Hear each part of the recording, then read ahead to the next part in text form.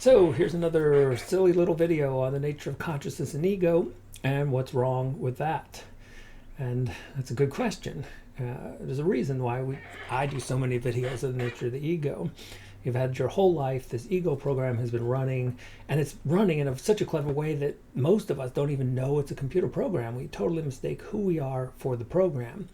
And so we need a process of slowly, there's this wall of who we think we are, and we need to slowly take one brick away at a time so we can discover who we actually are behind all of it. And so the ego program is, it's just another computer program. And so a computer program is any set of instructions that helps a computer carry out a task. Very generic description. And so is the brain kind of like a computer? Well, in a lot of ways it is, because it may have been Leibniz, it may have been Alan Turing, but at some point humans discovered that using binary language, just on and offs, that in combining those in potentially an infinite number of ways, you could represent practically anything in the universe you could think about. And that's when computers were born. Well, it turns out the human brain was doing the same thing a long time before all of this. Because if you look at the brain and its basic architecture, there's 86 billion neurons. What a neuron does, it's the basic building block of the nervous system, and it just fires or it doesn't. So it is also a binary code.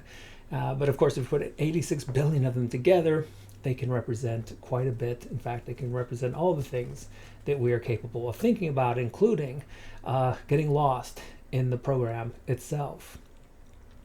And so here are a couple hints to help us recognize the program, so we can take one brick away at a time. And even if you take one brick every so often, it's all helpful, because so much of the ego identification, that's what the ego is. It's always identifying. It's always creating a self-identity, and then stringing it together in some consistent pattern. But all of this amounts to suffering. So if the ego is always, a positive trip, we wouldn't talk about it. It's not just the cause, again, I'm going to talk about the collective nature of the ego, but it's not just the cause of personal suffering, which it is, but it also causes collective suffering. That's the nature of the ego. And so you see the 20th century is by far the bloodiest century in human history. And what's behind it? And sure, people will talk about technology, but I've talked about this in other videos. It always comes down to the ego from this viewpoint. And the dangers of the ego. And we're at such an interesting time, because on the one hand, the program's still running, so many of us are still in this kind of matrix-like situation. But on the other hand, there are so many that are beginning to recognize it. And they've gone through the pitfalls. And that's the interesting thing. Joseph Campbell wrote The Hero with 1,000 Faces, but the ego has 1,000,000 faces. And every time you take one of those bricks, some other brick comes and replaces it, and it looks like who you really are, but it's just more ego. So that makes all of this such a bizarre game. Anyone who wasn't suspect that there wasn't some kind of intelligence behind it, it would be very strange, at least in my world.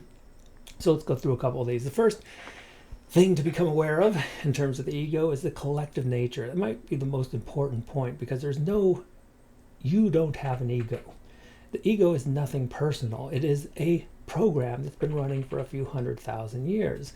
And its very fundamental basis was to create the illusion of groups, because groups were so powerful in our past.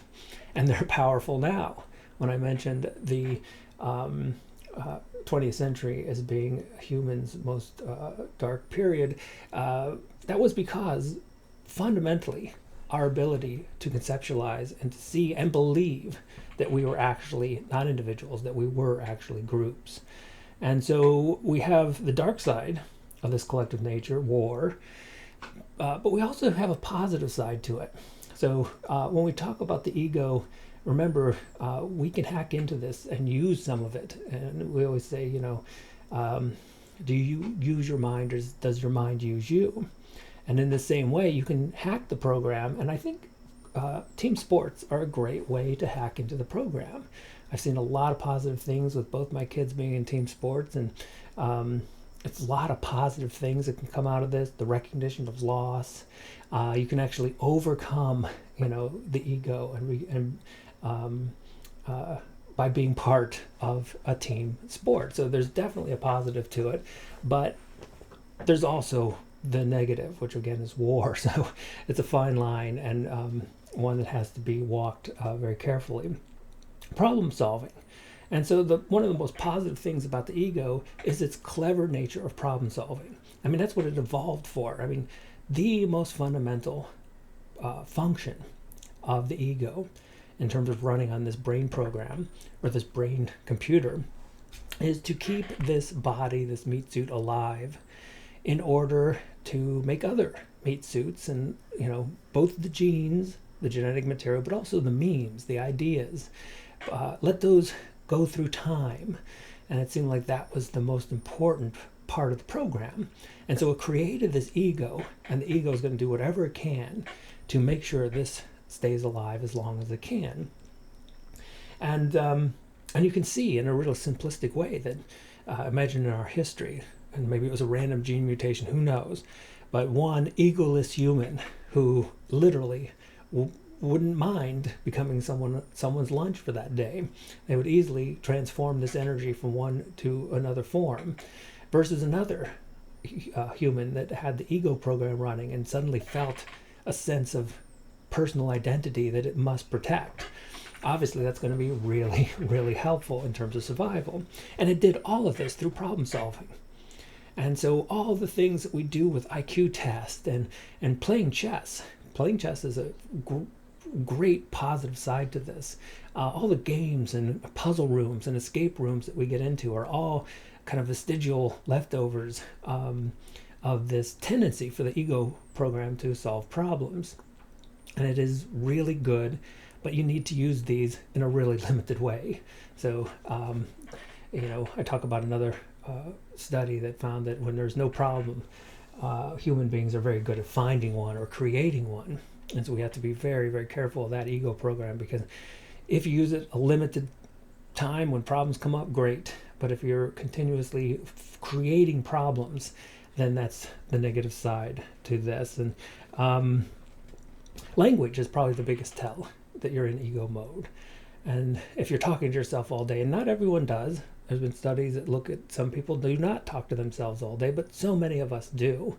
And if you're hearing that constant voice in the head, all that clutter and inner noise, that's all the ego program running. And if you hear that, you're probably egoing. The program is on.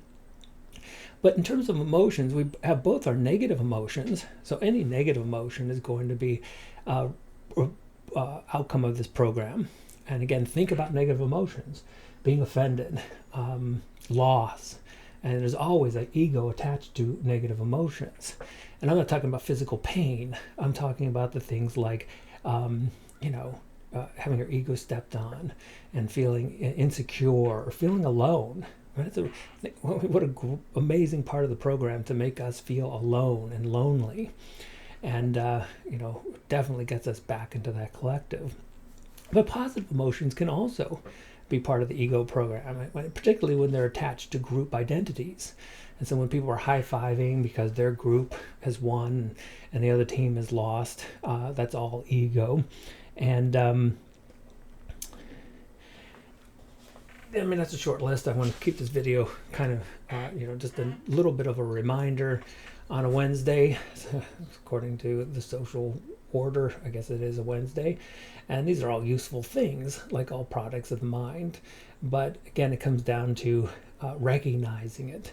And when you recognize it, it takes a little bit of power out of it. It creates a little bit of, sure, the program is running and it wants this particular identity to survive, but one brick at a time. And you'll experience the real you rather than this collective program running in the skull.